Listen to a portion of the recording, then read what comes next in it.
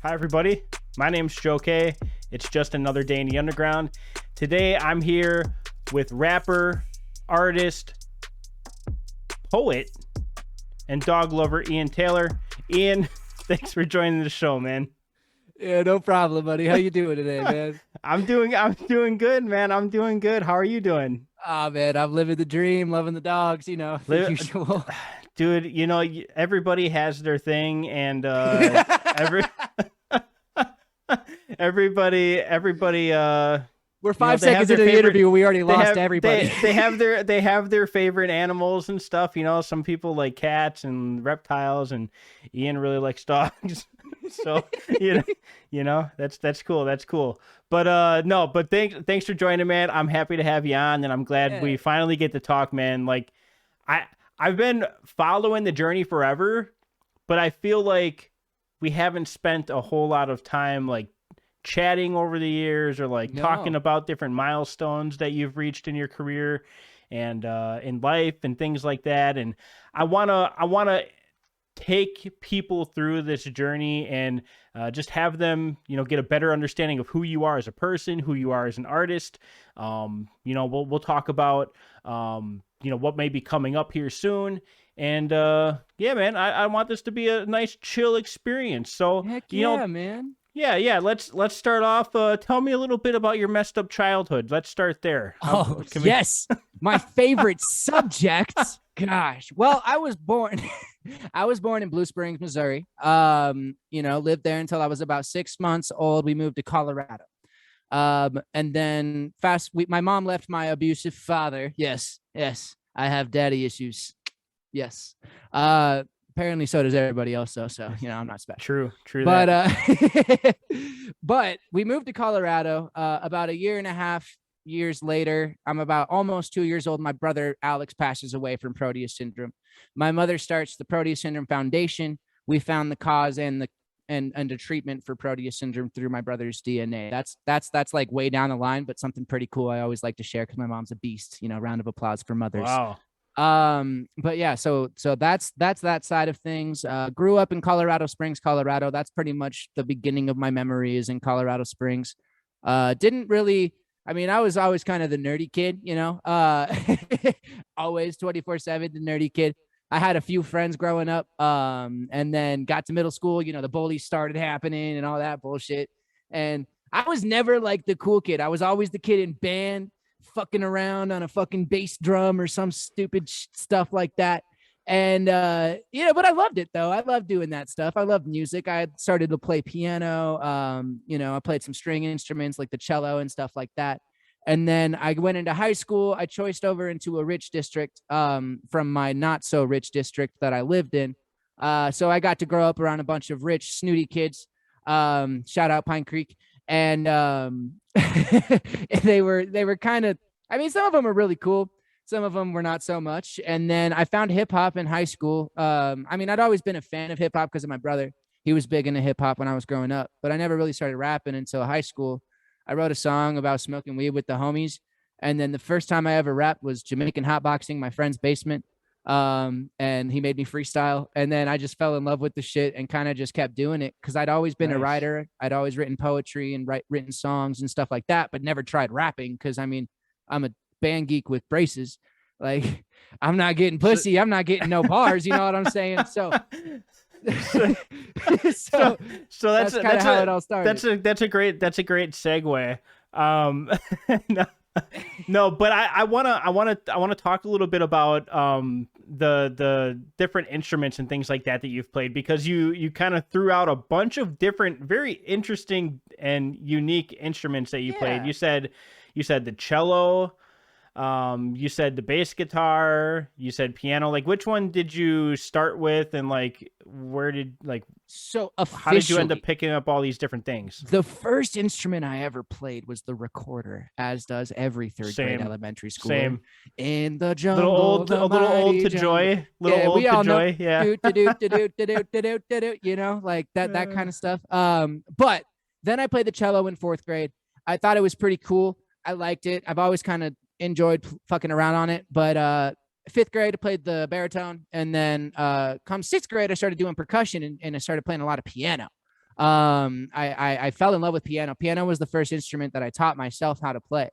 My buddy Quinn, who has since passed away, rest in peace, but he actually taught me What I've Done by Linkin Park on the piano.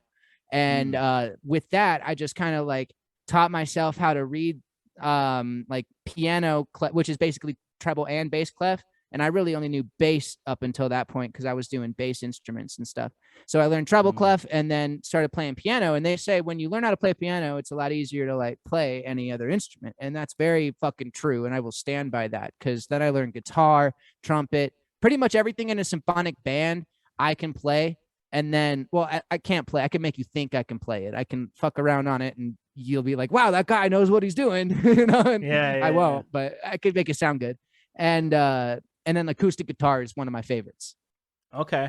And you also mentioned the poetry. Did the poetry come at the same time as learning all the instruments? Was it something you started like super young? Like when did you actually start writing poetry? So I was 5 years old and I wrote my first symphony, not poetry or anything. Symphony, which is all the it wasn't good. I was fucking 5, but it was all the instruments and stuff. There's Mozart. It was not good. Baby Mozart. But I wrote a little symphony and then I thought, oh, that was cool. What if I wrote words behind it? So I kind of wrote this weird spoken word symphony thing. And then I stopped writing instrumental music because I got bored with it. I didn't think I couldn't like explore abstract ideas and stuff with that. I didn't know at the time. I was like 6. So I started writing just like words and just phrases and stuff. And I didn't really know that it was poetry at the time. I didn't know what it was. But then I just kind of kept writing and then eventually learned about poetry in school and really fell in love with the whole concept of it. And I'm a free verse poet. I don't follow like, it doesn't have to be a fucking scheme. Yeah. It doesn't. A lot of my, ironically, as a rapper, it's all about the rhyme schemes, but as a poet, I don't rhyme. I don't rhyme at all. It's all very image based. It's all very feeling based and that kind of stuff. A lot of that kind of I can't think of the word, but that kind of imagery with the words with poets with poetry. With rap, it's all about like, I mean, I have my songs with message, my deep songs and stuff like that. And then you got your swing and your dick songs, and then your choppy songs. You got all sorts of different stuff with rap, but with poetry, you're creating something deeper. In my opinion, that's why I like to use a lot of poetry in my hip hop because it just is a deeper underlying message. It's really the roots of the tree, so to speak. Yeah, that's it. That's an interesting thought because when I am thinking about it as you're talking through the process, I'm thinking with music and especially music today, it's consumable in a lot of different mediums, and you have like the sonic portion of it, like the song that you're listening to, right? But then a lot of times you have the video that goes along with it too, and it kind of the video or together. Just the lyric sheets. Yeah. Like you can have the song, you can have the lyrics, and you can have the video. And when you have all three of those together, it's kind of almost like cheating. Whereas like poetry, it's like all you have is the words. You know what I mean? Yeah. So that's interesting to me. So what? Tell me a little bit about what made you actually decide that like, hey, I'm going to go from poetry and like playing in the band to I'm going to be a rapper. Like when did that light bulb turn on? Like, why would you do that to yourself? That's a damn good question, Joey. That's a damn good question. So what happened was, so I was in high school. I was hanging around this group of kids. They weren't the best group of kids. You know what I mean? They got into a lot of trouble, which so did I. Fuck yeah, rock on, hooligan squad. But also, they weren't nice people. Like some of them weren't the nicest people. Some of them were. Some of them were kind of mean and stuff. So when I'm a big fan of being nice to others. Like I just enjoy that. I think that's the better way to go about things usually. And so I kind of started.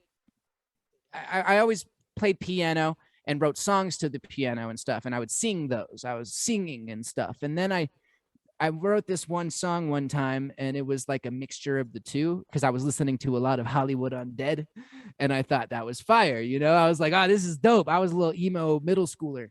And so I would I would write these songs and stuff. And then I got into high school and I listened to a lot of Mac Miller, a lot of Eminem, a lot of Hobson, a lot of Dizzy Wright. And I was like, why can't I do that? I feel like I can do that.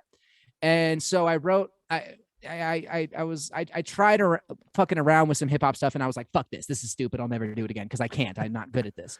And this one time I'm sitting in this basement of my homegirl's house, my homegirl Allie and Lauren. They it's in the basement of their house, and we're Jamaican hotboxing this basement.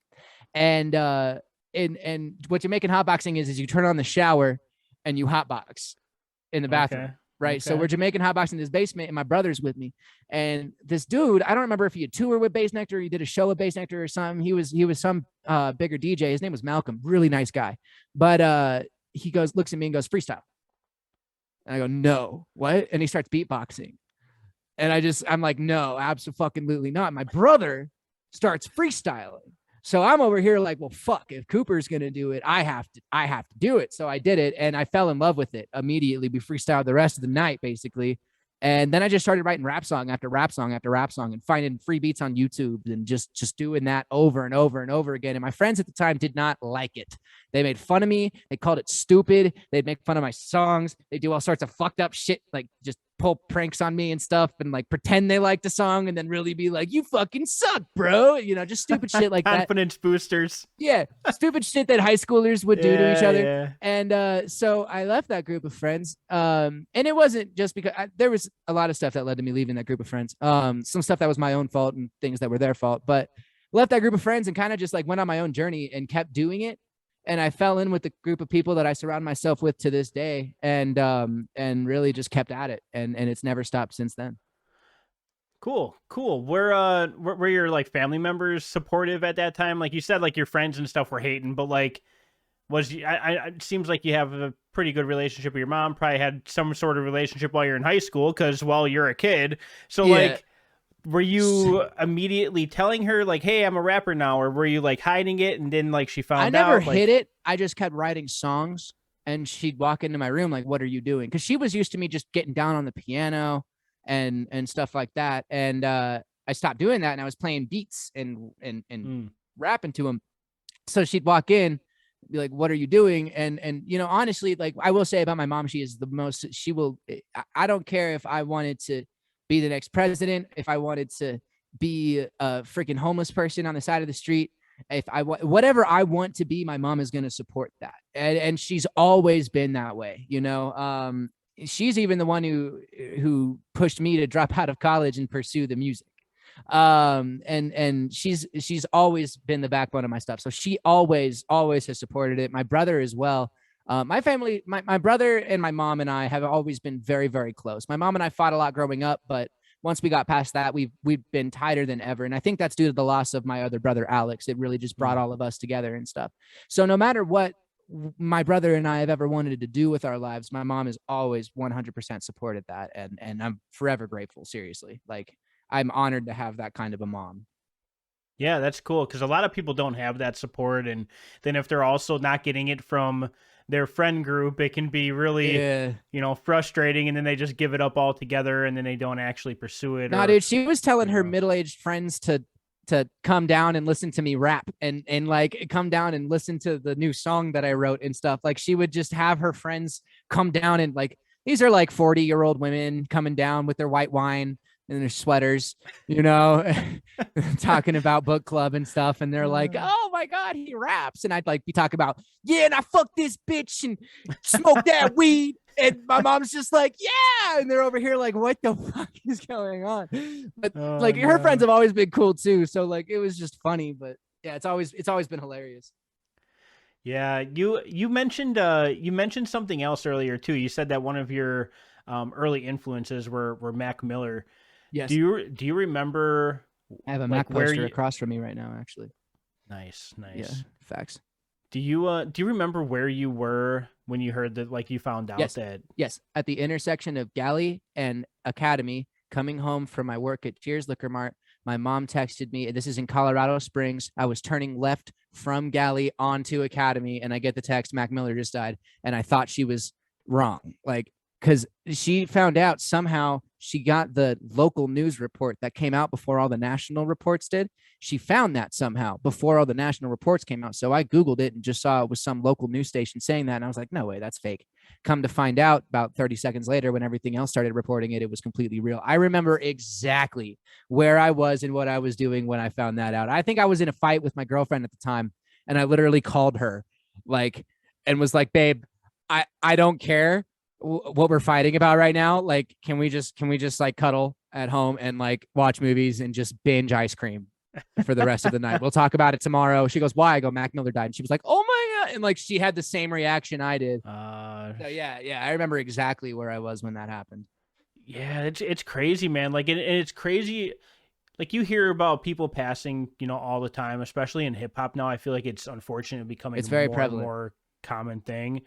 But like when it's somebody that you grew up on, and like it has that Well, he nostalgia directly factor. influenced my life. Yeah, and like the impact too. Like I think that's the thing. Like you feel these connections with artists, and then like when something like that happens, just like holy crap. Yeah, man. He was a bucket list, like not just a bucket list feature. He was like a bucket list homie. You know what I'm saying? Like, I don't know. I know that you can't know somebody completely through the music they present to the world, obviously. But I just feel like I'd have kind of gotten along with that motherfucker. And I feel like a lot of people felt that way. And I feel like that's a big reason why why so many people were affected by his passing, was because of the connection he's been able to make with his fans. Like, we really felt like a part of the Most Dope family. You know what I'm saying? And so we just felt that so deeply when he passed. Yeah. Rest in peace, Mac Miller. Facts. Yikes. Yeah. I don't know, man. It kind of seems like it may make you a little irate. If I were to pick a word, just like irate. It's funny that you say that, because that's my first single ever, Irate, and it's a music video, and it's you don't from say. Like, no. The way you said it, I was like, people haven't made this joke with me for like 6 years since I came out with this first song, Irate, and dropped a video to it. The best part about that video is I was drinking a red Gatorade, and it makes it look like I'm the filters and stuff that he used in the editing. No, it looks like I have lipstick on, bro. It looks like I'm wearing lipstick in this music video, bro. And I'm just like this little nerdy white kid with fucking lipstick on in this video about being pissed off at the world. They're like, this is the next school shooter. We already see it. Like,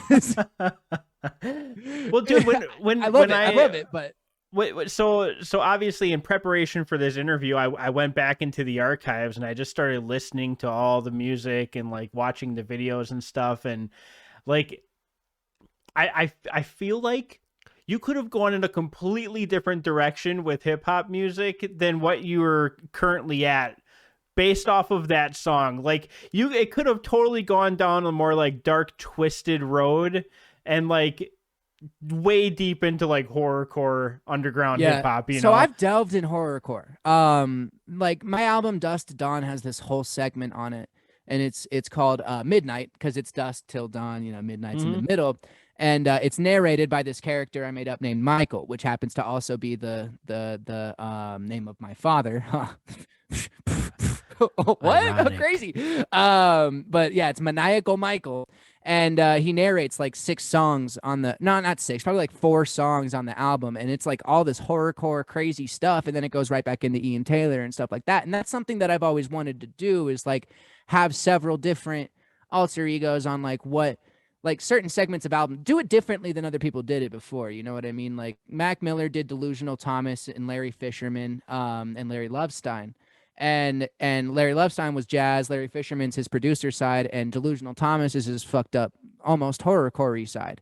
And I wanted to do that, but include all of that in one album, kind of a thing, where it's like I have my jazzy self, I have my dark self and stuff like that, and kind of have them as characters featured on this one album, kind of like you're watching a movie kind of a thing, like a dark passenger. Yeah, exactly. And that's what Michael's always been. You ever watch Dexter?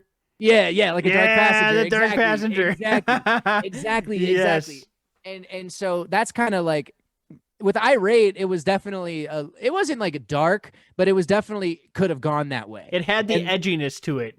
Exactly. And I've always kept that. Like Dust to Dawn wasn't the only album I've done that on. I've done that on a lot of my projects where it does get really, really dark. I like to get super dark with stuff sometimes because I think that in order to get out certain emotions on the pad, you have to live in this world of fantasy where just because the things that you're saying aren't necessarily things that you would really do, it helps you to just say this and to just get it out, get out that dark passenger, so to speak, on a track. And that's like I've always been a big proponent of finding balance within oneself. And so the darkness aspect has always been hugely prevalent in my work because it's important to have both. Like I have songs that are like reggae Bob Marley songs, and then I have songs where I'll fuck a priest and do all sorts of different shit. Like it's really like, because what is life? What is humanity? It's all of that shit. You know what I mean? Yeah. It's all of that shit. And I want to explore that in my music as opposed to hide from it. You know what I mean? I keep thinking back on the conversation we were having before this interview, and I'm waiting for the song about that. Never. I love dogs, but I don't love dogs that much. No. Yeah, no, it's the journey has been very interesting to watch. I know there's been a lot of different music you've put out. Like I said earlier, like the quality of the product has continued to evolve and continued to get, in my opinion, better. What was it like? Like, tell me about recording that first video you made, because I want to talk through a little bit about like the progress you've made. Like, what was it like recording that first video? I was so nervous, but I felt so cool. I really did. I really felt so cool. Like I've never, keep in mind now, this is a 16-year-old dude who's never been cool at anything and never been the popular dude, never been the one you'd pick first for the gym class team, and I finally had something that was mine that people were like, yo, this is kind of fucking sick. You know what I mean? Mm-hmm. And like, so that really gave me like a big just push. And it was like, I've been really good at piano. I've been really good at baseball. I was decent at wrestling, but like I was never something that made people look at me and go, wow. And not that that's like prevalent to me anymore, but back then that was huge to me. And making that first video and having people listen to the song, because it's not a bad song, especially for a first single. Like it's aged pretty well. It is aged pretty dang well. Now, keep in mind, I have some music on that album that is just atrocious, but that song in and of itself was good. And like doing it in front of people out in public, like was a new experience to me. I'd never done a show at that time. I had never done anything like that. So it was very alien to me. I was very nervous about it, but my brother was there in that video. I don't know if you saw the bald guy who got in the fight, but that's my brother. And then it was his videographer. Like there was nothing to be nervous about. It was honestly the most ideal circumstance for a first music video I could have ever asked for, because nice. It could have been something like that I was not prepared for, that I paid $1,000 for, like for something crazy, and I just wasn't ready for it. So I like how that video aged over time, and I like the story behind it with the lipstick and just like the being nervous and just everything about it is just hilarious to me. Yeah. So you mentioned paying, a good chunk of money there for the video, which I think is important. I didn't pay for that one. Oh, you didn't pay for that one? No, okay. That was my brother's friend, but I could have. That's what I was saying, is I could have paid $1,000 for a music video and been super unprepared and like had no idea. So that's why it was so ideal. Like, it was just a solid experience. So at this point, like, are you buying beats? Are you buying studio time? Are you like self-recording, like self-producing? Like, are you spending any money at this point when you're in high school? Absolutely. You're just starting. Like, what are you spending money on? In high school or now? High school. In high school, I was buying. So like I would upload to SoundCloud when I very first started. Very beginning of my career, I opened this. I say very beginning. I dropped like 5 albums on SoundCloud before I ever made it to social or to major platforms. But that was over 2 years on SoundCloud. And I wasn't buying beats. I was using beats that were free for nonprofit use as long as I gave the credit and stuff, doing it the cheaty way. And then I realized that all I really had to do to get on major platforms was actually buy my beats. And then I started thinking the producers who make these beats actually kind of deserve some sort of, because I was starting to get a little bit of streams and stuff like that after a certain point. So I was buying beats from some people like Danson, Kato, Any Waywell, and a lot of European producers. And to this day, I still use a lot of the same producers. I still use Danson. I still use Any Waywell, Black Rose. Most of them are European producers that I use. And then I have a couple of American producers, Coho, Quentin, Stafford, and Danson are like my main dudes for beats. I make beats too, but I'm honest with myself as well. I just recently started making beats maybe a year ago, and they're not up to the level of what I would consider good enough for my music, because my music has elevated to here. My beat level is like here, you know? Yeah, So I'm still rapping working skill at is that. it's outperforming the current Yeah, I need big producing. beats, and I can't make big beats yet. I can't make like epic, crazy, cool, intricate beats yet. I can, but I can't make them sound as nice. I don't have the background skills like a lot of other producers do. Blitz is another big producer that I use, but so I don't make beats for myself. I make beats for other artists that they can use, and stuff like that. And then as far as studio time goes, I use Blitz, Mount Olympus. I've gone to him. Oh, It's I kind of know. funny. Didn't Stone get his album done there? Yeah, yeah. Yeah. Stevie, yeah. He works with Mount Olympus all the time. Gotcha. That's my studio, that's the studio that I go to, is Mount Olympus, and I use the same guy that he does. Blitz is a great friend of mine, super talented producer, super talented engineer. He's good, dude. Like I heard his stuff, and I like listened through some of the catalog, and like obviously I've heard the Stone album, and like the quality of his work is really good, and it's amazing. It's amazing. And it's kind of funny because you mentioned earlier, you were like, the quality of the product got better. What's hilarious about my music is, before I did these two albums called The Process and The Product, and in between I switched engineers.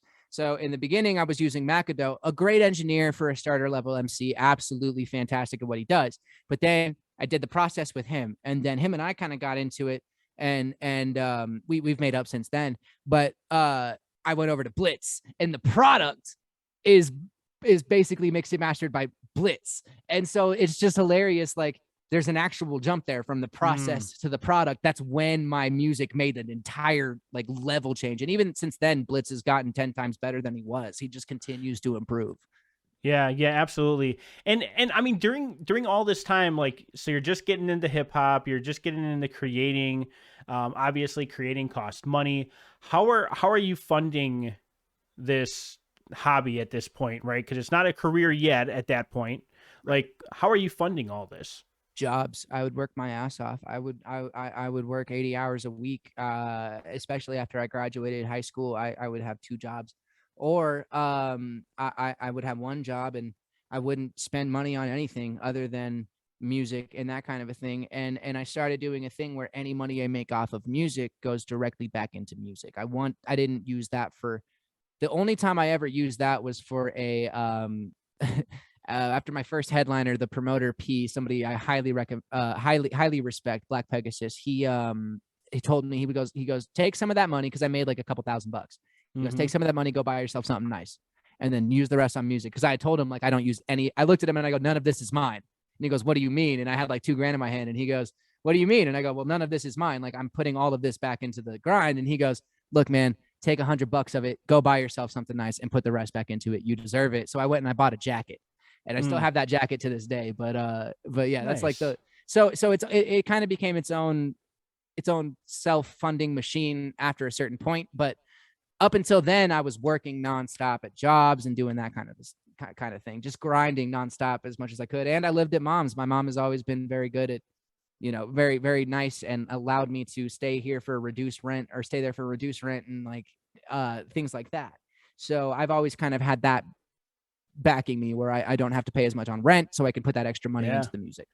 Yeah, dude, that's huge. That's huge, because having some some kind of support system with that, like it allows you to make moves that other people aren't able to make. And that could be like as simple as upping your quality, of the product, no pun intended. Yeah, exactly. So yeah, that's huge. If you had to maybe list like 2 or 3 like key milestones throughout that time period that really helped bring you to the next level, what were they? I would say the first big thing that happened to me was this song named Choppy. And my OG fans will go crazy for that, because they'll be like, oh my God, he hasn't talked about Choppy in years. So Choppy was the first time where I was like, I can rap fast. I should do that. So I did it, and I named the song Choppy because I was an unoriginal little rapper. And it's a fantastic song. But it's like I had learned Rap God by Eminem, and I was rapping it along with him, like the whole song to my friends, and they were like, bro, what the fuck? Like, that's not normal. And I'm over here like, that should be normal. Like, my friend, my dude at the time had challenged me to learn it and thought it was like a joke, and I took it very seriously. So I like looked at the lyrics and like learned that bitch. And so they were like, bro, what the fuck? Why don't you do this on your songs? And I'm like, well, you're right. So I did it on my song, and then I released this video. And it's my dude Alex Fall, who later recorded one of my other Milestone videos, but he's the dude who recorded the video for Choppy, and it's my buddy Brandon, and we're sitting in this garage. And in the background is this Bill Murray for city council sign, because we had a guy running for our city council in the Springs named Bill Murray. It was legendary. I stole a couple of his signs. Sue me. But Brandon's over there pretending to DJ on this. We got this little Mac Air set up on this fold up table, and there's two speakers. None of it's plugged in. We literally put a guitar amp on the desk to make it look like something, and like we had no idea what we were doing, right? And I have this mic that's not plugged into anything, and I'm rapping into it. And Brandon's behind me drinking this Malibu coconut rum handle, going hard on the computer that's been dead for 2 years. And the song, when we released the video on Facebook, it got 50,000 views. Wow! And I was like, what? And looking back, I know exactly why. It's because I have a fucking Wookiee behind me on this fucking DJ table. Like, he's a big hairy man on this DJ table drinking Malibu coconut rum with speakers that are not connected. Like, it's all very obviously underdone. And but it's a cool song along with it. And it's just this fucking baby-faced white boy rapping. And it sounded like a baby-faced white boy rapping, but the bars were sick. So people were like, they were down. And so it got like 50K views on Facebook, and it went crazy. And that was my first thing where I was like, oh my God, anything I drop, I'm a god. I'm gonna I am the next Eminem times 10. You know what I mean? Like, it was going through my head. I was hungry. And then the next thing that we did flopped. I did this one takes thing, and it was great. Actually, I say flopped. The songs were getting like 20K, 30K views on Facebook and streaming platforms and stuff like that. And so they were like doing okay, but I was over here like, where's my 50K? And yeah, that's how it goes, man. Dude, I'm sorry to interrupt, okay? And I hate to interrupt anyone when they're like midstream, okay? Pinch it off, hold it for a second. Okay, I got it. But dude, the second you hit any kind of viewership, doing anything, you could be playing the freaking harmonica, you could be petting your dog. You're like, telling me you could be making a rap song. It doesn't freaking matter. The second easiest you hit video it, I ever did was one of my biggest. And I'm over here like, dude, how do I redo that? Dude, okay. I get it. So sidebar, when I first started like getting into underground hip hop, they had the Don't Funk Up Our Beats contest. I literally I did it 1 year. I tried to 2 years. The first year, I think I actually made a song that like maybe it got, I don't know, now it's probably sitting at like 3K or something. Right. At the time it reached 1,000, and I thought I was like, I was coming that first for the 1K crown, you know? though. That first 1K, the first 1K, so good. But then the next year, I'm like, you know what? This freaking contest is trash. I don't even care. I'm gonna freestyle off the top of the dome, but I'm just gonna do nonsense. So like, I'm sitting here in this red hoodie, and I'm just making up nonsense, and it got like 5K in like the first week, and I'm like, what the it literally, like, I literally just hit record, stop, upload. That's all I did. But sometimes that's just how it works, man. But then you're always sometimes comparing. It just fucking hits the algorithm, bro. Yeah. Sometimes it's just the right thing. So that's kind of what I'm getting to. So I did this thing with Choppy, and then my next project flopped. In my eyes, it flopped. Collectively, it got like 150,000 streams, which was crazy for a 6-track project. I was very excited about that, but I didn't realize that until like 2 years later when I looked back and did the math. Until then, I was like, what's up with this 15K? This is bullshit. I hate this. You know what I mean? Like, I was young and dumb. Like, nowadays, I get 15K. I'm like, fuck yeah. You know, like, that's big. Yeah. That's big for a lot of artists. That's huge. And so it's hard to get any views these days, especially like it's so flooded. Well, there's with so much people. noise. Like, yeah, there's so much noise. If you reach over 10K, like that's a good.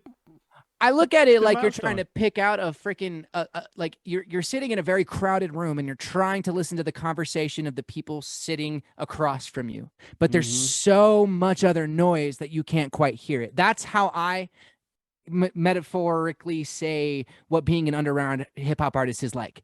Is you're that group of people that person's trying to listen to but can't quite hear you because there's so much noise. You know, that's the underground in a nutshell right now. Is there's so much noise. Not that everybody doesn't have a chance, it's just everybody wants a chance. Yeah, you know, and there's so many different ways to do it now. Like there's so many different platforms that you can get big on that it's people are everywhere now. TikTok like, is huge right now. Some people are choosing TikTok and that's like their number one. Some people are, you know, they're old like me and they're still trying to like release on YouTube. Some people are killing it on Spotify, Apple Music, like all that stuff. And some people are just everywhere, you know, and they're getting it out everywhere. But see, like I kill it on Facebook and Spotify. Those are my two big ones. And Apple Music. Those are my three big things. But like TikTok, not very big. Instagram, not very big. That's due to my ex label buying some bots and stuff and fucking up my whole algorithm. I'm very sad about that, but we're gonna talk about that soon. Yeah. Okay. But getting back to your original question. So the big highlights of the thing was the first one was Choppy. The second one, it's my music video for House of Horrors. I got this uploaded on a couple different really big sites when we did it. Now, House of Horrors, I don't know if you ever watched that music video, but it basically starts off with this kid walking. And then he comes past this food truck, and this food truck is actually some serial killer's food truck, right? And he kills people and feeds people. That's his thing. And I'm the guy. I'm the serial killer. Naturally. So this kid's walking by, and I offer him a burger. It's obviously human flesh burger, and I give him a bloodsicle, which is a popsicle, but it's blood. And so he takes a bite of his burger, and he pulls out this ginormous strand of hair from his mouth, and it's just like this clumpy, gross knot of hair. And that's how it starts. And it shows this dead person in my food truck. And then basically I throw parties and kill them with my masked people that are like Jingles, which is a clown. And then I have like Creature, who's like this dude dressed up in this creepy, like long fingered thing. Like, and we just kill people at this party and feed them to people. It's all for fun. It was honestly meant to be a joke. But this video got over 160,000 views in the first 48 hours because we dropped it on Halloween and it uploaded to all of these big pages right then. And it just goes, dope Halloween video, you know, and that's the caption. And it popped. And so that was the second one. And now keep in mind, both of these songs so far that I've blown up off of are not songs that are important to me. They are songs that I wrote for fun. I had fun writing them and making videos for these things. They are not something that spews my heart out. You know what I'm saying? But then my last big, at the time, because I've done things since then that were way bigger than all of this stuff. But these are my first three real confidence biggers. The last one was Invincible. I came out with Invincible. It was right after House of Horrors. Invincible is my biggest song to date. It's gotten over 500,000 streams on all major platforms, and it's just done unexplicably well. And it's actually recorded at the studio I used before I recorded with Blitz. So even the sound quality isn't even as good. And it still did this well, which I will never understand. But we did a really cool music video for it. I actually walk away from an explosion in this music video. I had to buy explosives. And like we CGI'd me into the explosion so that I wouldn't blow up.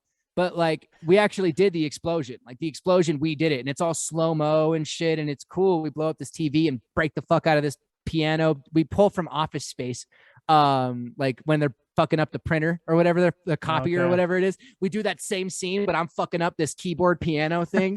And like it's amazing. It's fun. And then the video just blows up. And that's really probably my favorite thing, because that was a song that meant something to me. That was like an inspirational like talking about what I'm going through song. And that's when I learned that my biggest songs are the ones where I really talk to myself and really like learn about myself while I'm writing this song. Those are the ones that blow up the most, because I think most people relate to that kind of stuff as opposed to the waving my dick around or writing songs about eating people. Yeah, probably, yeah, probably especially the eating people one. But I said that no so nonchalantly. You're right, though. Yeah, just eating people, just eating them out of the food, obviously serving I them up don't in the do food it. trunk. Yeah, no. Little food truck action. As I said before the interview, those kinds of songs I think are important to write, because I'm trying to give it, my whole thing with music is I'm trying to paint a picture of humanity. I'm not just trying to paint the good. You got to paint both sides. You got to have the dark, fucked up shit alongside the Bob Marley type music. You know what I'm saying? Like that way you can paint a full picture of what humanity is. That's what it's all about, like trying at least. Yeah, absolutely. You got to diversify, man. Do different things. And yeah. I'll never hold myself down to being a hip hopper. Like I'm not just a rapper. I like to do different genres and mix it in, especially EDM. EDM's a big one. Yeah, dude. It's funny you say that, because there's a lot of people mixing up a lot of different things right now, and I wanted to get your perspective on something, because I've been noticing a lot of people not even necessarily infusing it, but really just completely turning to it. And that's the whole pop punk thing that has made a resurgence, so to speak. Have you ever like gotten into that type of music? Like, have you ever considered like pursuing that type of music? So I look at music like this, right? People made up genres. Genres don't fucking exist. That's fake. Fuck genres. That's stupid. No, there's no such thing as a genre. We just decided to do that. The humans just decided to make genres a thing, and we were like, well, we have to label this, so we gotta categorize this crap. Yeah, I mean, because we're humans. Because we're humans. Yeah, and I get it, and that's cool. That's fine. We can do that. But in my eyes, music has no genres. Music has no borders. Such as the most peaceful earth on the planet would have no borders. The best music on the planet has no borders. And I think that it's important to genre bend. Think of an airbender or a waterbender.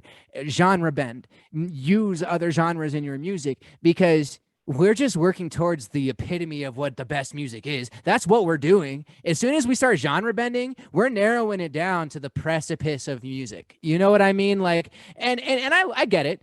Country, you want that to stay country. Continue to make country music, but don't hate a country artist when he does a rap song. Or don't hate a rock artist when he does a rap song. Or don't hate a rap artist when he does a rock song or a country song. I think that everybody should have the freedom to do. I get the aspect. Linkin Park, when they made a change from they were doing hybrid theory type stuff, and then they went to Minutes to Midnight, and then they started doing like what's the one after that? The Black Sun. It's like the negative photo of the sun is the cover of it. I can't. 1,000 Suns. I don't remember. 1,000 Suns. But I think that's what it's called. So they made a completely different genre jump, and everybody hated them for it. And I did nothing but respect them for it, because they're artists and they're ever evolving, right? I hate the whole getting stuck into genres thing. So what I've done is I've done reggae rap, I've done rock rap, I've done punk rock rap, I've done sing rap, I've done everything that you can include in rap. I've done it. EDM, I've done it, because it's so fun. It's so fun to listen to that, because you don't know what the fuck to expect. I have a song that has a death metal hook, and then it goes into a dubstep hook and the next hook. And the middle part is this crazy hip hop thing, and then it ends with singing. Like it's you think, oh, that's too much for the brain. It's not, though. If you do it right, if you keep it in key and you keep it with tempo, it sounds great when you do that kind of stuff. Yeah, I think I've always found it really interesting from the outside looking in and watching how people react to it, because I know how I react to things, right? Like, right. I put it like this. If I want some really, really good Mexican food, okay, I'm going to go to the local Mexican spot, and they have the best food, and that's what I'm going there for. I'm going there for Mexican food, because I freaking love it. Really good rap music, you go to a rapper. It's literally the best, right? So imagine I'm going to the same place every Friday and I'm getting my Mexican food. All of a sudden, one day I show up there, it's freaking Tex-Mex, and I'm like, what is this crap? This is not my Mexican food, But then I see that. So now we have like this fusion, right? Like, remember when like pop and rap were a thing, where it was like, oh, disgusting, pop and rap. Now everything's a Right. pop rap song. Like, Yeah. Eminem's doing rap songs with pop stars, and Yeah. like it's the norm now, right? But for a while there, when it was first starting, like there was so much resistance because people weren't used to it and they weren't there for that. It's now, like KFC starts serving tacos. well, Like, and that's what I'm getting to. Like, now you have that same restaurant, right? I'm going there. They've already hit me with the Tex-Mex. Now all of a sudden I go there and they just give me a freaking hot dog, and I'm like, what is this crap? This isn't anywhere near what I came here for. Like, now you're giving me hot dogs and hamburgers. But it's not that it's bad. The hot dog could be a great hot dog, but Right. the people are there for what they originally started coming there for, and that would be for, in this case, in this analogy, they came there for the rap music. So my Right. question being this, because I agree with you. However, my I question like that is metaphor this. that you use, though, because that's the best metaphor I've ever heard of somebody who hates when someone almost switches genres. No one's ever explained it like that. And I can see what I'd be pissed if I went to Burger King and all they served was tacos. I'd be pissed about that. But you know what's still on their menu? Burgers. You could go back. You could listen. That's true. That's maybe, or they're like, discontinued, freaking taking it all down. So what's your But question? how do you stay true to yourself as an artist, yet still try to push the music in a creative way, like, and take your fans along the journey with you? Because I feel like a lot of times it's easy to ostracize those fans that you may have gained in the beginning. The second you start doing something else, they feel like Ian doesn't care about his core fans anymore. Like, and it happens to every rapper, I feel like, when they start doing things outside their norm. 110%. So how do you take them along for the ride? You just take them. You literally so my fans follow me for two reasons. At least the majority of them. They follow me because of my music, and they follow me because of my message and my movement. And as long as my music stays true to my movement, I have a feeling that I'm never going to lose my core fan base, because as long as I'm staying true to what my movement is, I'm good. It doesn't matter if I'm fucking singing opera. They will be like, you know what, dude? I may not have liked that song, but what you said in that song, the words you used, I liked that.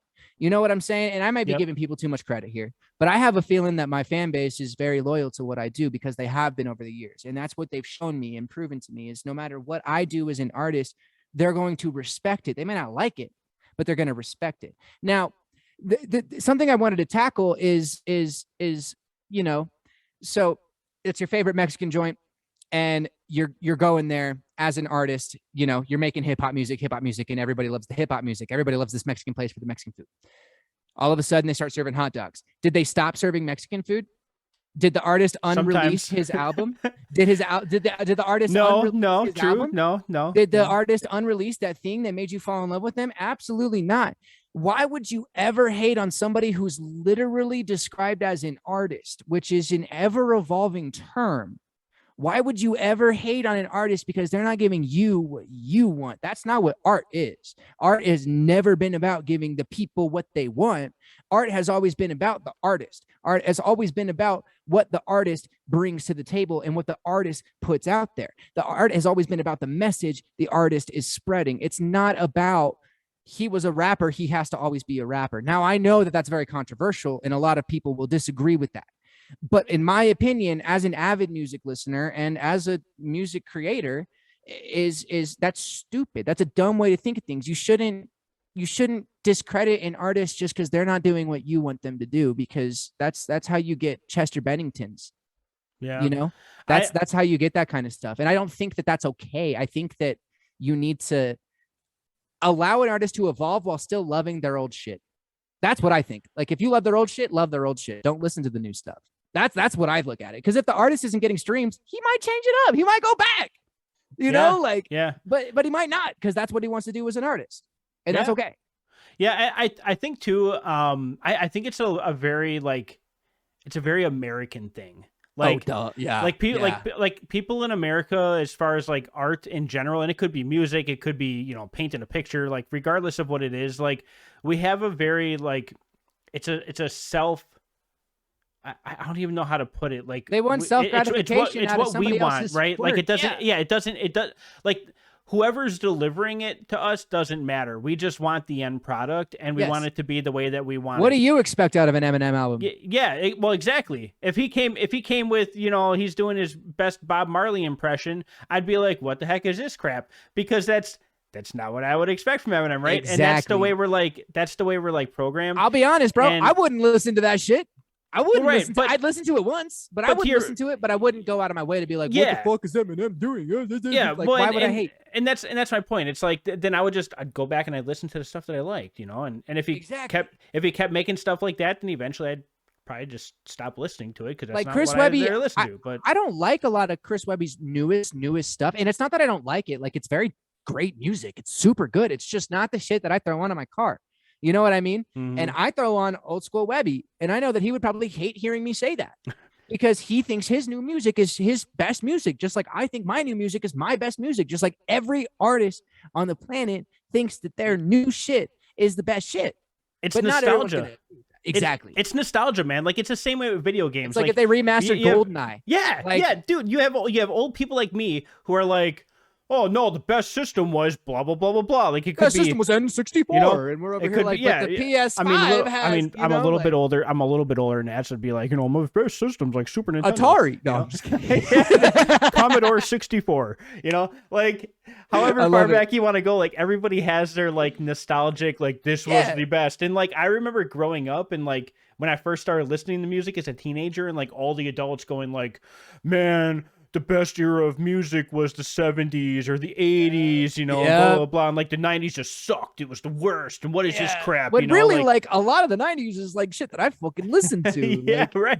But my kids, they'll be like, what the fuck are you listening to? And I'm listening to Mac, or I'm listening to M, or I'm listening to something like that. And they'll be like, this is old. What the fuck is this? It's just life. And I get that. I just wish humans were more accepting towards artists that they love doing the thing that they love in the way that they love to do it. Does that make sense? Like, I wish that they supported the artist more than they supported the art, because the product, because it's like, if you fuck with an artist, you fuck with an artist. You know what I'm saying? Like, you might not agree with everything they're doing, but if you fuck with an artist, you should fuck with that artist, and you shouldn't be like, oh, I wish you'd do this again, because no one, especially them, gives a fuck. Yeah, amen to that. Yeah. So that was a nice little sidebar, it's just a little sidebar conversation we had to have here. So I appreciate, I appreciate your input on that, because I think it's important to get it directly from somebody who's creating and a creative. Yeah. So I think a lot of artists would agree with me on that, because they don't want to feel boxed in either. I think that's it's not completely universal. A lot of artists stay within their box, but I think most artists, if they're in it for the art and not the money, they want to break the borders of everyone starts in their what they think they want to do, and some people naturally start kind of all over the place. Some people start very like locked in, and I'm only going to do this, and those are the ones that are those are the ones that get it the worst, because their fan base could be used to like, we've had 5 albums of this style, and now all of a sudden we're getting this. Those are the hardest ones to convert, And that's why, like, since the beginning, I've kept it very diverse. With every album I come out with is very diverse, because I want people to expect the diversity and expect something new, as opposed to getting locked into this bubble of, I am Hobson, I have to do this, or I am Eminem and I have to do this, because I've watched them go through these crises in their brains of, I'm not Eminem anymore. I'm not Hobson anymore. Like, and it's like, yes, you are, bitch. Just write fucking music. Like, stop doubting your fucking self. You're crazy good. Like, make whatever you want.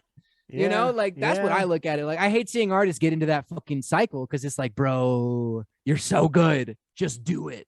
Like, quit being so upset about what people are gonna think, and just make the art that you wrote while you didn't give a fuck what people thought.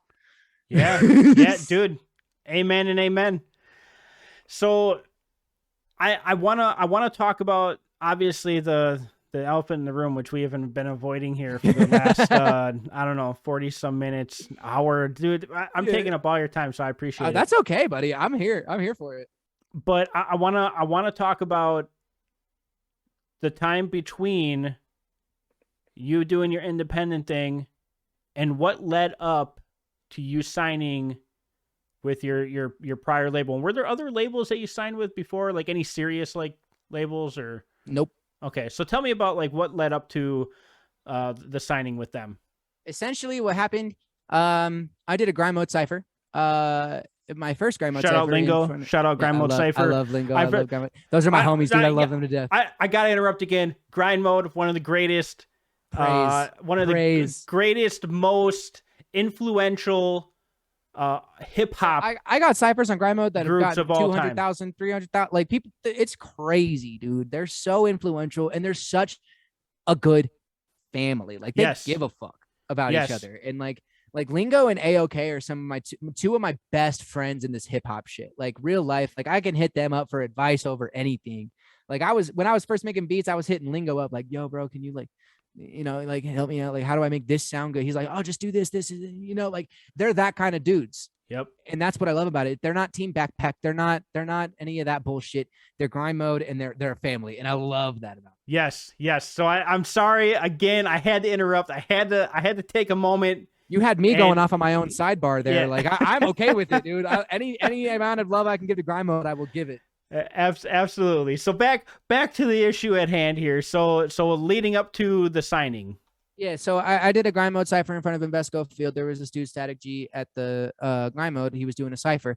I hit him up later for a collab. I was like, hey, bro, can I get you on a song? He goes, no, bro, but can I get you on one of mine? And I go, okay. So I hopped on one of his songs. Come to find out, we're actually doing the music video for this song. And this is something I pat myself on the back with because we 2 days before we're supposed to shoot the video, I think he's throwing the party. He thinks I'm throwing the party.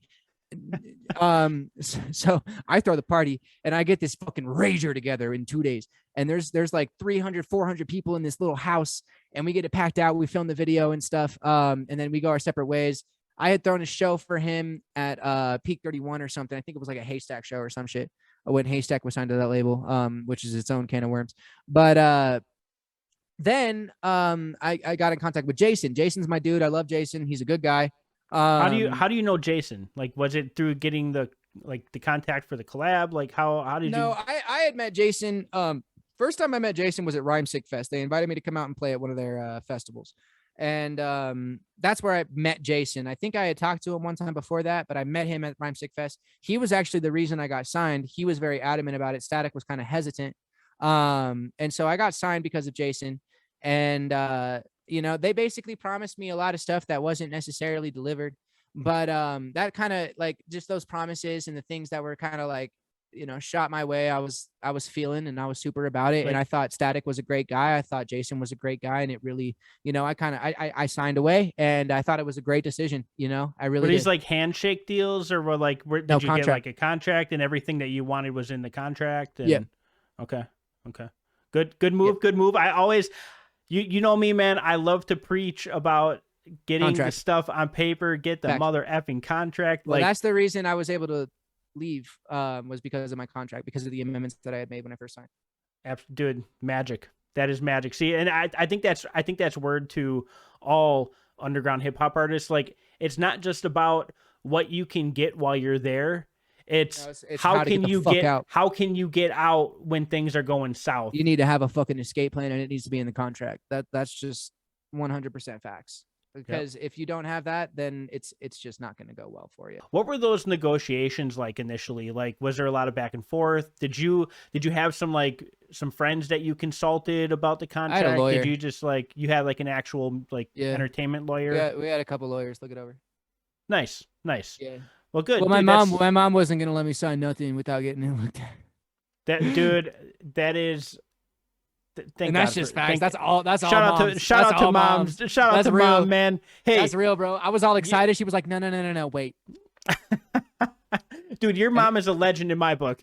Dude, shout out to her, man. Shout out to your mom if you're watching Mama this. Kim. Yeah, Mrs. Oh, she will. Mrs. She doesn't Taylor, miss a beat, bro. She watches everything. Just know that I appreciate you. You got a strapping young lad of a boy here, and he's got a great mom. Because so many of these people get taken advantage of, and they have no way out when they sign these contracts. And that's something my mom even talks about. Is all the greats. I mean, she looked at it and she goes, everybody but Eminem that really made it, that's in the same lane as you, had a fantastic fucking mother.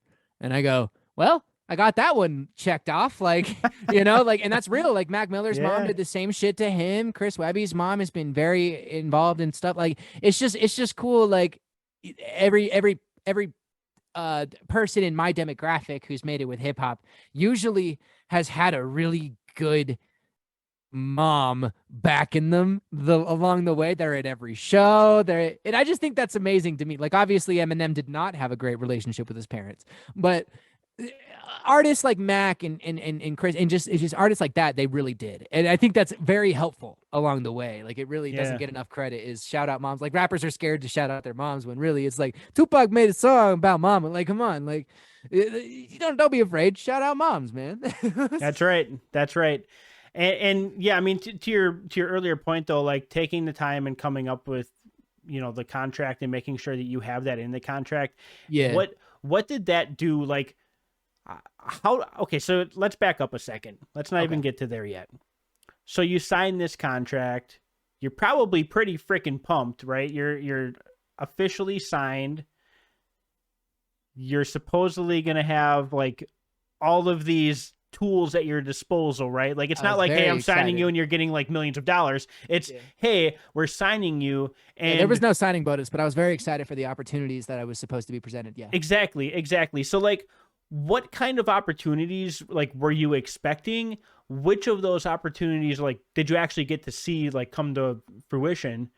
And which ones were like the kind of icing on the cake where you're like, I'm out of here. I'm done. This is garbage. Without going into too much detail, I would say that the biggest promises that I was made that really led me to signing. I wanted to utilize Rhymesick as a way to gain a lot of experience in touring.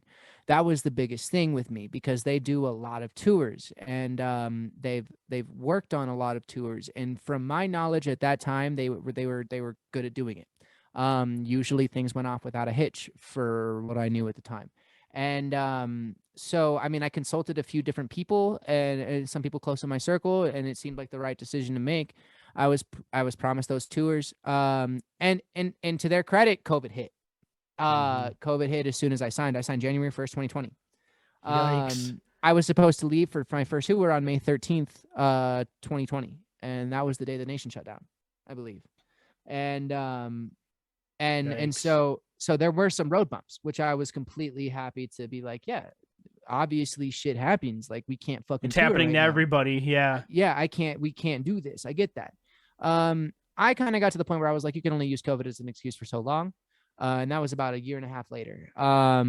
But there were no tours that were being seen. We did get to do some really cool things. And I have to credit all of those cool things that got to happen through Rhymesick to Jason, Jason Giordano. I have to credit all of that to him. And I'll go on the record and say that pretty much zero of the credit for most of the cool things that I did had to do with the other owner of Rhymesick. Jason was the one who absolutely made things happen. He had his, quirks. I give him shit to this day about how late the motherfucker can be, because he's a slow ass dude sometimes when it comes to movement. But like, there's a story. Let me tell you a story, okay? I'm supposed to catch a flight. We're supposed to be on the flight in 30 minutes, okay? And I'm sitting in Jason's living room. I love this man to death, okay? But I'm sitting in Jason's living room, and he comes out, and I'm all ready. We're supposed to take off in 30 minutes. I already know we're not going to make it. And he comes out of his room, and he's in his underwear. And he looks at me. And he goes, "You about ready?" If that ain't the most Jason Giordano thing that is ever, I'm like sitting here, my bag's next to me. I got my suitcase. I'm fully dressed. He comes out in his fucking underwear, drying off his head. And he goes, "You about ready?" I'm not going to lie, though. We still got on a different flight. That man has a schmoozing way about him. I don't know. I love Jason to death. But yeah, just a funny story. That's of like, awesome. That was funny. But yeah, so I was promised tours and stuff like that. Obviously, those didn't come to fruition. Even when they became possible, it seemed like certain things, due to certain parties within Rhymesick, did not come to fruition. I was supposed to tour with Kasky. I only got to go on, I think, 4 or 5 shows with him. Shout out Kasky. Super, super nice guy. If any of you guys who are listening have never heard his music, he's amazing. He's really good at what he does. Super humble dude, down to earth, very cool. I was supposed to tour with him for a long time, didn't get to. That got ruined by a certain individual, and things just didn't go off as it was supposed to. And then I was supposed to go on tour with Odd Squad Family. That never came to fruition. And then I was supposed to go on tour with Twisted Insane. And this was kind of the icing on the cake that you asked about. Don't touch it again. I Now wanted you're to just see. hey, tap it once, okay. Tap it twice, you're playing with it, okay? I just wanted to see what would happen. Okay, but anyway, sorry about that. But so getting into the kind of the reason that I left the label. Now, I want to go on the record and say, I had no idea about all of the animosity that had been built up towards Rhymesick while I was signed to Rhymesick. I had no idea about the underground not really fucking with this label. I thought I was a part of something really cool. And honestly, from the inside, it really seemed that way.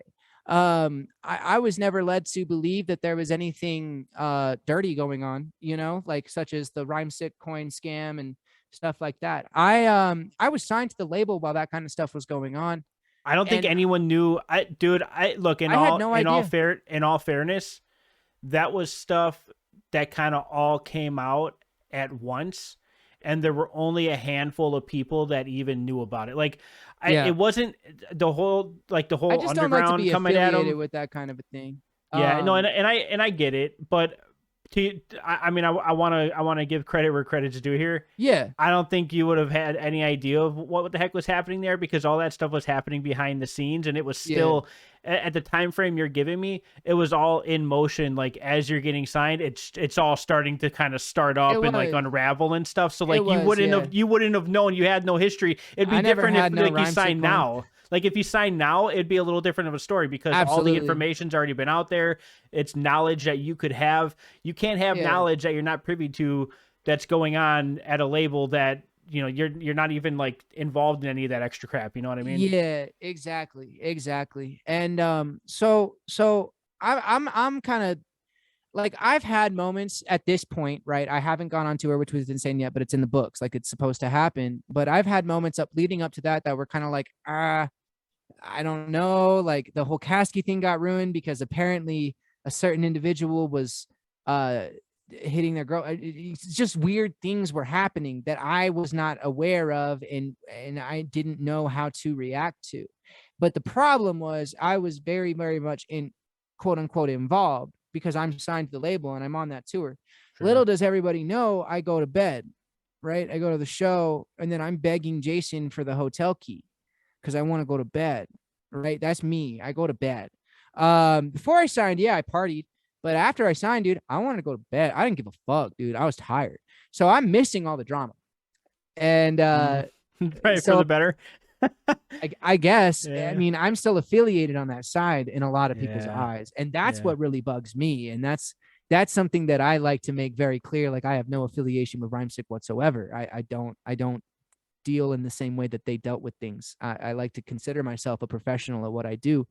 And I don't like that being besmirched by being affiliated with people that I just really didn't realize were not necessarily what I was looking for in hip hop. And so fast forward to this Twisted Insane tour, it's about to pop off, and I'm supposed to leave in a couple weeks. And I get this message from this certain individual, and by now I'm sure that some of the listeners probably know who this certain individual is, but he is the other CEO of Rhymesick. He is not Jason Giordano, and that's about as far into it as I will go. But he decided to replace me on the Twisted Insane tour. And at this point, I had been fucked with over himself. Himself. Yeah, and I at this point I had been fucked over probably 4 times, which I was fine with because COVID and stuff like that. But I had lost out on like 4 tours, right? And this was my one time to shine. And this individual was on tour with Stevie Stone and Locksmith and JL and I believe there was one other person on that tour. But he was on tour with them, and he did a little something that got him kicked off the tour at the time that he's replacing me on the Twisted Insane tour. So he got kicked off of the Stevie Stone tour. At the time that he was replacing me, he still had the Stevie Stone tour locked in place, right? So he was going on this tour, making this bread, and then he took my bread, he took my money, and replaced me. When I've been told at shows, and it could just be people kissing my ass, but I think I put on a great live performance. I really do. I put a lot of work into it. I practice it a lot, and I think it's a great show. He doesn't. So it's just kind of, it wasn't as good of a show anyway. And I heard that from a lot of fans coming across, and it just kind of made me feel like I wasn't worth anything to these people. Like I've worked my ass off. I brought this label, my studio engineer Blitz. The reason that this individual that I'm talking about's album sounds so good is because of me, because I connected him with my engineer, and because I connected them with producers, because I connected them with these people, and I had done that since the start, and I didn't get anything out of it. I connected these people with stuff that leveled up this entire label, and they can go ahead and say, "No, we would have done that anyway." No, you fucking wouldn't have, and I'll go on the record and say that. But at the end of the day, I don't like drama, and so I tried to just peacefully leave this label, and because I felt like I wasn't getting appreciated, and I was like, all right, you want to replace me on the fucking tour, I'm out, I'm sorry, but that's it. Come to find out, they tell the promoter of the tour, one of the promoters of the tour, of a segment of the tour, that I decided to hop off the show, that the reason that I wasn't on the show was because I decided not to do that, because I'm moving to Atlanta. I'm still in Colorado. I haven't moved to Atlanta yet. So that's obviously very false. And I got hit up by a promoter from this tour and was kind of told this. And that's kind of when I flew off the handle a little bit. I like to keep things very respectful. And I like to keep things below ground if they need to be below ground. I don't like to bring my business out in the open like that, even if somebody's fucking me over, you know? I just don't like that toxicity in my career. But you know, I get told by this gentleman who's doing some of the tour that they're being told that I decided not to do the show because I'm moving. And so I told him, no, absolutely not. That's not the case. I would love to still be on the shows, even though that's obviously not a possibility anymore. And he basically tells me that the person who had replaced himself on this show, that he had told him this stuff, and guy from your label is replacing you with himself and getting paid to, and that's ultimate. Like, let's be real about the situation here. You've been waiting since COVID to get on a show. I was signed to this label with a certain promise, and they're telling you, like, we're gonna get you on these shows. We got all these connections. The first one that actually is gonna go through, I get thrown off of. Yep, and replaced with the guy who threw me off. Guy who's on the label. Yeah, he's already on the Stevie Stone tour. Yeah, and Locksmith and JL and those dudes, and this guy fucks up this tour after I had already decided to leave. I basically told him, I'm not going to be a part of this tour anymore. I'm trying to leave, or I'm not going to be a part of this label. Sorry, I misspoke. I'm not going to be a part of this label anymore if you do this, if you replace me. And I get this big spiel about how he needs the money because he got because Jason is trying to mess him over, and that really wasn't the case. Jason was kicking him out of his house because the dude was a squatter at that point. Yeah. And so things lead to this Twisted Insane tour, and I get replaced, and I feel a type of way about it. But you know what I do, Joey? Do you know what I do, Joey? Tell me what you do. I'm respectful. That's right. I am respectfully no longer a part of Rhymesick, and I will be continuing my own independent journey, and I wish everybody on the label the best. And I make it this thing of, I am peacefully leaving this label. And then this motherfucker goes around and tells everybody that I'm leaving the tour by choice because I had to move to Atlanta. This is the information that I received from these promoters. And I'm like, okay, either these three promoters are lying to me or you're lying to me, sir. And so as soon as I heard that, that's when I actually spoke up about me leaving the label for many reasons. And I will reiterate those reasons right now. One of the biggest reasons was because every music release that I ever did with said label was a disaster. And I will say that with the utmost confidence behind me, because the very first product I released, the album, they fucked up the names of the songs on the back of the CD.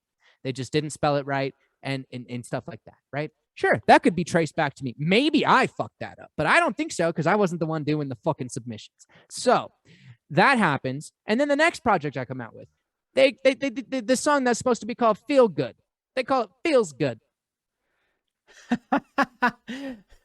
And I'm just like, I'm supposed to be signed to this professional label, right? And these are things that I'm biting back, that I'm letting happen, that I'm like, all right, I get it. Mistakes happen. It's cool. Okay, but I signed a fucking contract, right? I signed this contract, and I'm supposed to be taken care of in these aspects. And I should expect those things because that's what the contract stated. That wasn't the case. So they fucked up multiple releases of my music to the point where my YouTube is still fucked up. Like my YouTube comes up under, when I submit under major labels, my YouTube is so fucked up that that it doesn't come up under me anymore when it goes to YouTube Music. And I still have to figure out a way to fix that. A year later after leaving the label, not a year, but almost a year after leaving the label. Wow. And they bought bots for my fucking Instagram against my wishes. I don't want bots. I told everybody I don't want bots. Bots are stupid. Okay, so bots took my Instagram was about at 10K. They took it to 10K to 20K. What that does is you can post something and you get 500 likes. If 400 of those are bots, they're going to lower you in the algorithm. You're just going to get shown to your bots now. So anytime that I post anything on Instagram, it doesn't go to my fans. It goes to the bots. The bots don't interact anymore because we don't pay. Because I don't pay for that service. Right. You gotta keep it. It sucks you in. Like you have to keep paying for the service because I don't want service to keep bots, up appearances. But it goes to them. Yeah. And so my reach on Instagram completely fucked. You know what I mean? And these are all things that like I absolutely had the power to take control of. I absolutely, while I was signed, had the power to take control of this and make it the right way. I trusted that it was being handled in the right way, and I was gullible, and I was stupid, and I fucked up there. But it's not my fucking fault. I was not the one who pulled the trigger on these kinds of things, right? And so all of that's happening, and I get kicked off the tour, so I leave the label, and then I make a big post, and I'm like, I'm fucking done. This is everything that went wrong. And I make the list. I posted a whole fucking list. Do you like that? Just start punching the mic. A whole list of the stuff that I was wrong with. And then that said individual got on that post and basically ranted and raved about things. And it just was it was like when he did that, it was like a look into my own soul. I'm like, I did the right thing, because anybody who's as big as he thinks he is would not get on a random post and start arguing with people who disagreed with him. And they'd be above that. That's the thing that really gets me, man. Like how much time you got to get on my post? It's the fake personas, man. And that's the thing that kills me, because look, there's so many people that are out here grinding that put in work and that are organically growing. I'm literally so heartbroken over how that went, because Rhymesick was a really cool idea. And I fully believed, and I considered some of these individuals from this label my best friends. And it breaks my heart to talk about it like this. You know what I mean? Like, I hate that. I'm all about brotherhood. I'm all about camaraderie. And then this happens. I've never, dude, I've been following you for years. Like we talked about this in the very beginning of this interview. I followed you for years. I can't think of a single time where I've ever seen you actually respond to anything, even like remotely negative, especially to this degree. So that being said, this must have been pretty effed if it's causing you to be like, okay, I gotta address this. Like, I actually have to address this. I've had some small moments where something has gotten to me and I made a post, kind of like venting about it, but I've never been specific, right? Mm-hmm. Because I don't want to name names. I don't want to bring drama into it. Anytime I post like a rapper getting mad at, which is very rare, but when a rapper gets mad at me because of my feature price and they get very disrespectful about it or something like that, like I'll post that, but I'll cover their name, I'll cover their number, you know what I mean? Like, I'm not going to try and out somebody publicly, because I think that's just wrong to do. No matter how wrong they are, I don't want to be wrong. Like, I don't want to do something stupid. So I've definitely posted some drama, some spicy tidbits here and there, but I've never directly involved myself in said things. And I've never gotten down to specifics. This was the one time that I've really gotten down to specifics on such an instance. And if I'm willing to actually get down on specifics for said instance, then there's actually a problem going on. It must be pretty bad. Do that. Because I just don't do that. I haven't done that for 10 years of me being a rapper. And so even when I was a dumb fuck little teenager, I didn't do that shit. So what would make me do that now? Nothing. Yeah. That's why I haven't named specific names in this interview, is because I don't want that to be anything that gets me a buzz. I want to continue my career being on the upward track because of the music, because of the art, because of the message, because of what I do. I don't want it to have anything to do with these people. I would rather have it everything to do with my team and my circle and the people I surround myself with and myself as well, as opposed to these people who fucked me over. I would rather them not hear a spick from me, and like a single spit of any kind of lyric or any kind of word in an interview. I'd rather them hear nothing than have them be able to take credit for it. Because like, what if I blew up right now? What if after this interview, one of my songs all of a sudden gets a million? It probably will after this interview. You know, now that you're coming on the channel, I mean, to the freaking sky's the limit, Ian. The Bro, sky's the limit. You have arrived. You have arrived. The biggest thing I'm doing all year, Joey. That's right. That's right. Don't you forget about it either. When you're on your way to the top, this is the biggest opportunity. I love it. No, but you see what I mean, though. Like, what if one of my songs randomly popped tomorrow? Yeah. And this was the interview. I would be happy that I didn't use names and stuff. Obviously, we're all people hoping for dig their rabbit holes, and they'd figure out who it was. It's not that hard. But no, most people aren't going to take the time to do that. And I don't want my career to be built off of some stupid fucking beef. You know what I mean? Like that's dumb. I don't want my music is poetic. My music is a message about inspiration and about love and about even though I'm swinging my dick around sometimes, but it's about self-love and love for others. That's my helicopter that shit. But it's about self-love and love for others. That's what my music is about, and that's what I want to blow up off of. I don't want to blow up off of my dick's bigger than your dick, and I'll prove it. You know, I don't want to blow up off of that. And you can clip that. That's a good one. No. Done. So okay. So all this craziness happens. Yeah. Now this happened I don't know, a few months ago at this point, right? So all of this goes down. You're off the label. Now what?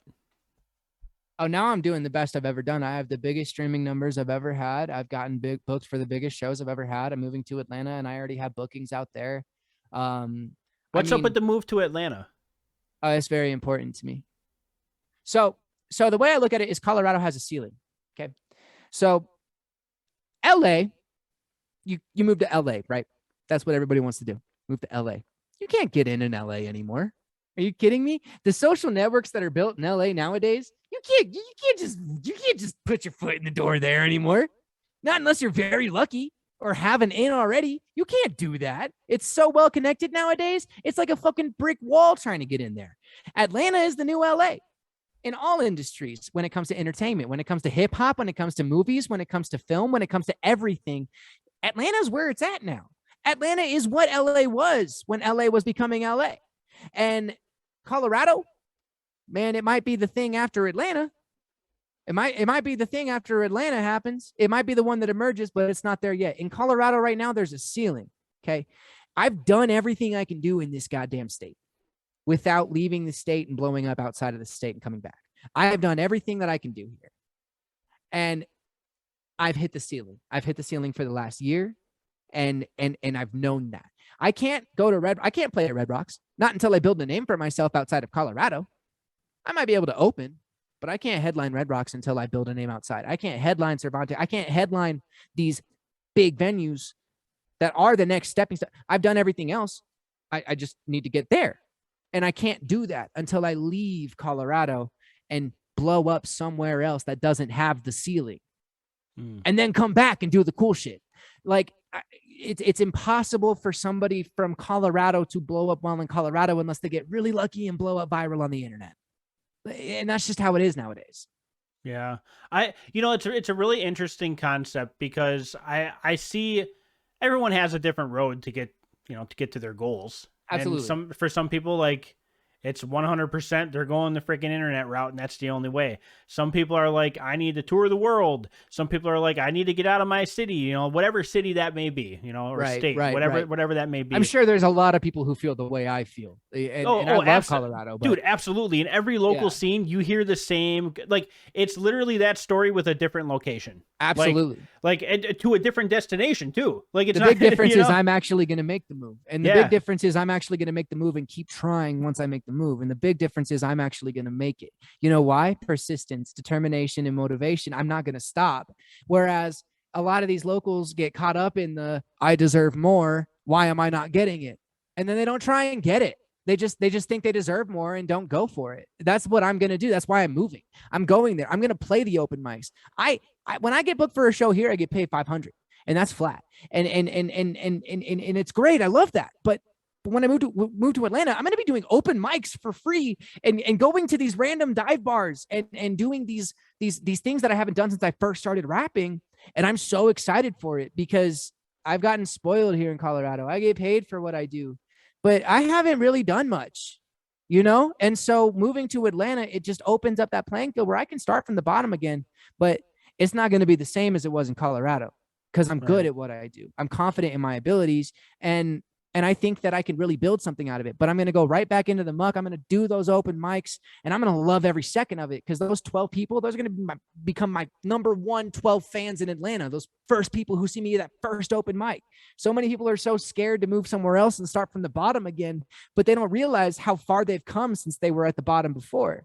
You know what I mean? You get to skip steps. You get to, if you're super dope and you start at the bottom again, it's not going to take you as long to get back to where you were, you know?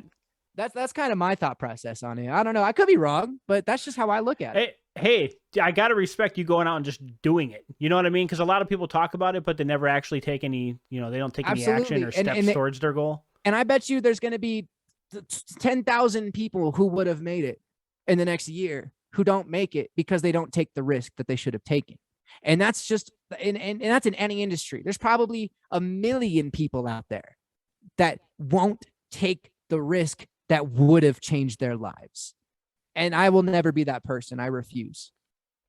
Yeah, good, man. You got to keep grinding, keep trying to get what you want to get.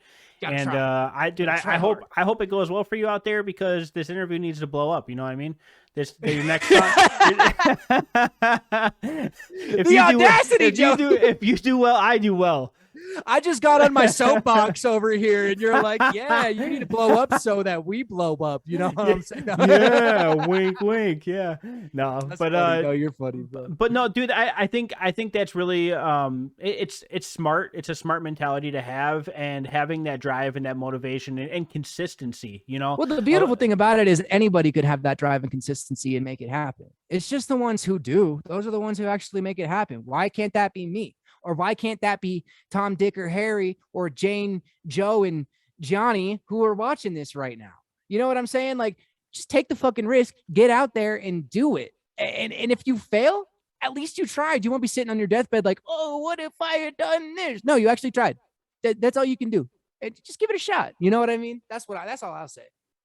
Yeah, dude, I agree 100%. Sometimes you just got to go for it, and you know you're gonna miss 100% of the shots you don't take. That's what how the saying goes. So facts, no printer. Got it. That's right. Full circle. So yeah, dude. What you know, wrapping things up here. What do you got coming next? Like, obviously you got the big move, but yeah, what's going on with the music? What should people be keeping an eye out for? A quick synopsis of what's going on in the world of Ian. I do review shows every other Tuesday now. I think I'm going to start doing every other Tuesday, do review shows for music. So I'm going to be doing that. I have an EP coming out with my dude Big Mac, who I'm opening up for Tech Nine and Snow the Product with. And so that should be a really cool show. And the EP is going to be crazy. We have a lot of really cool features on it. We have Chris Calico is one of them. And then we have a couple other really big name features that we can't talk about yet on that EP. So that should be really cool. I'm coming. You sure you don't want to talk? You sure you don't want to like talk about any of them? And then I have this other album coming out, which has Kasky on it. I'll tell you that much. Oh, snap. And it's called A Healthy Mix. That'll be coming out after that EP. I have a book of poetry coming out here soon that I'm very excited about. It's called Chaotic Eden. And that should be really, really fun. And then I'm going to start streaming games here soon, man. I am a big gamer. I think I have kind of a fun person. I don't know if you agree, but I agree. I have a pretty fun personality. I think people could enjoy it as long as I avoid saying the fuck word too much and get demonetized on Twitch. But yeah, like I have a lot of stuff coming out. I have a clothing line that I'm opening up called Different Shapes. It's going to be super cool. Because it's all about that positivity and live well lifestyle. You know what I'm saying? So yeah, I mean, I have a lot of stuff going on that we didn't get to talk about today, but I'm very happy to do this interview though. It's been a while since I've been able to get in front of a camera and actually talk about what I'm doing. And I feel like a lot of people are, at least my fans, I know the people who watch your podcast probably have no idea who the fuck I am, but I know my fans have been like, Ian, what's next? Like, what's going on?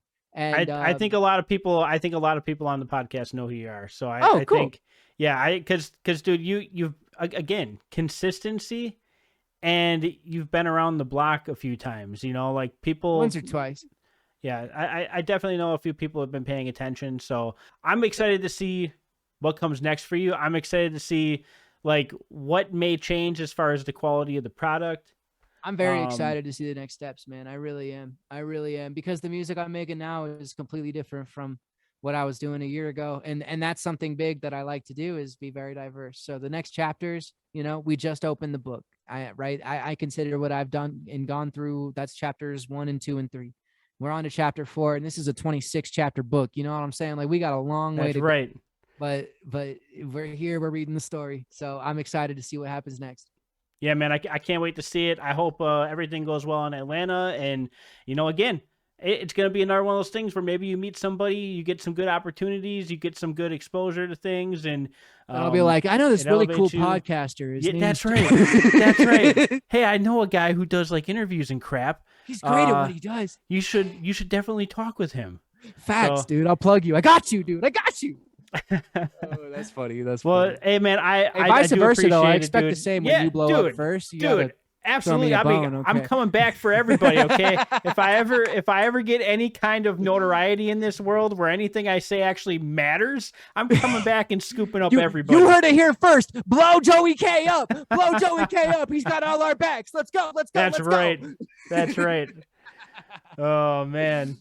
But yeah, dude, I really appreciate the time, man, and I'm gonna be keeping an eye out for things, and you know, keep us all posted whenever you officially drop things, and if you have any links or anything, guys, feel free to check the comments down below or the description down below, and follow Ian Taylor on all different sorts of social media. We got to help outweigh some of those bots that are still sticking around. So we got. I would appreciate. We got to fix the algorithm for Ian. It's just Instagram, but fix the algorithm for Ian. Hashtag. Oh, yeah, man. Hey, I appreciate everybody who listens to this, and Joey, I appreciate your time. Thank you so much for having me on this. This is long overdue, my good sir, and it's been a blast. Seriously, best interview I've had all day. No, I'm just I appreciate that. All night, you mean? Yeah. Yeah. We ain't talking about the friend's dog anymore, right? That was before the interview started. Off the record with Joey K. Dude, if you only knew the things that get talked to, there's so much gold. I can imagine.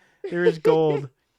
Oh man. Well, I appreciate you, man. Thank you so much. Seriously, it's been a blast, and I hope I can come on again sometime, man. Dude, absolutely, man. Absolutely. Well, guys, thank you all for watching. You've seen the man, the myth, the legend, Logic. Thank you, guys. My name's Joe K. It's just another day in the underground. See you guys next time. Goodbye. You used to be so dirty. Goodbye.